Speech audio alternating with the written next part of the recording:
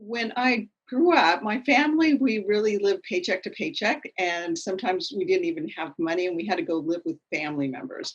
So it was kind of tough. And we also at times lived on dirt roads. So we really didn't know how to create opportunity. So one of the first things I learned in Girl Scouts was how to create opportunity because I really couldn't afford to be in Girl Scouts, but my troop leader said, yes, you can.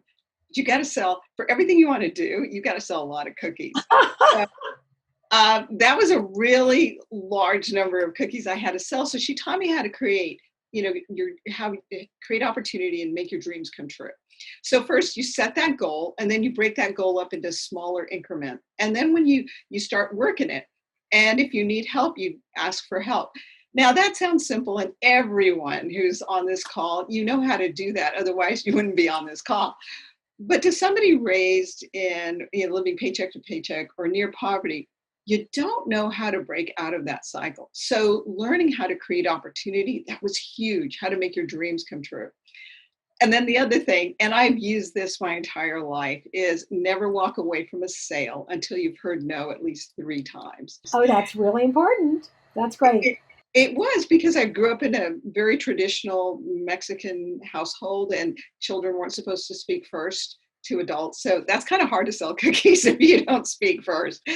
And so my troop leader gave me that advice. And so the first time somebody said no to me, I just stood there in front of them.